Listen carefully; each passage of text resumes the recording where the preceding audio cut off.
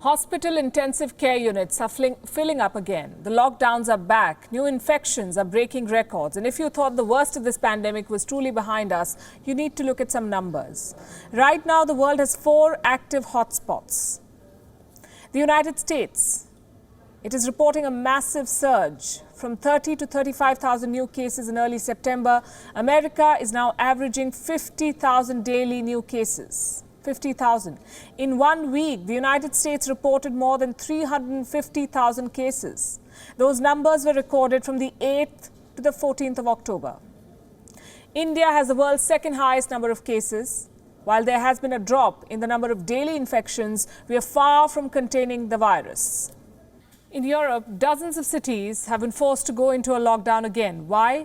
Because the continent is reporting more daily infections than the 3 worst-hit countries, the United States, India and Brazil. Over the past week, Europe has recorded more than 100,000 new infections every day. In Russia, too, the Wuhan virus is far from contained. More than 15,000 infections were recorded in the past 24 hours alone. It's a new record for Russia. And if you haven't figured it out by now, this is what a second wave looks like. You may have learned to live with the virus, but that has not slowed it down. As the restrictions were lifted worldwide, more people were infected and the cases began to rise. Look at what's happening in Europe. The entire continent suppressed the first wave of infections. They reopened cities. Now European governments are battling the worst outbreak since April. France is among the worst hit. It has declared a state of health emergency. The United Kingdom is imposing restrictions in hard-hit regions, in cities like Liverpool, where people were just not ready to accept the latest round of curbs, so they took to the streets. They partied right before the restrictions kicked in. This was a couple of days back. Take a look. Similar scenes played out in Glasgow and The Hague in the Netherlands too. These pictures left the authorities and health experts horrified. They face a real struggle in containing the pandemic. The World Health Organization has issued a warning for Europe. If the restrictions are relaxed, they say, daily mortality rates could go up by 4 to 5 times. Experts say the changing weather is contributing to this surge. Fall-winter surge continues to unfold in Europe with exponential increases in daily cases and matching percentage increases in daily deaths. The evolving epidemiological situation in Europe raises great concern. Daily numbers of cases are up, hospital admissions are up, and COVID is now the 5th leading cause of deaths, and the bar of 8,000 deaths per day has now been reached.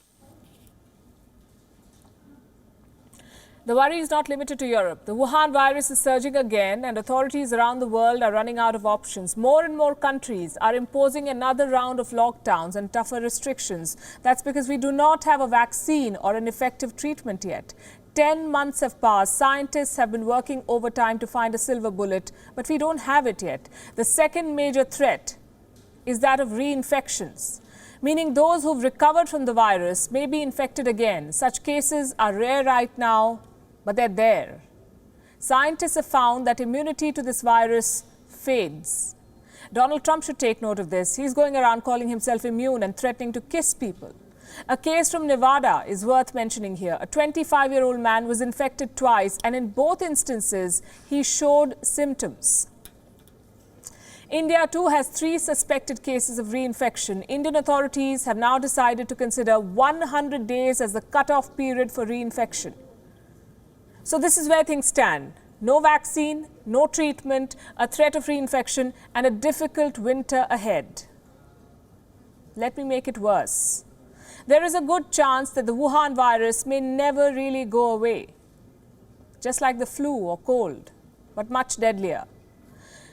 So we'll have to find a way to live with it, but that doesn't mean that the pandemic will never end. History offers some hope. Pandemics of the past ended when enough people developed immunity to a disease, either through herd immunity or through a vaccine.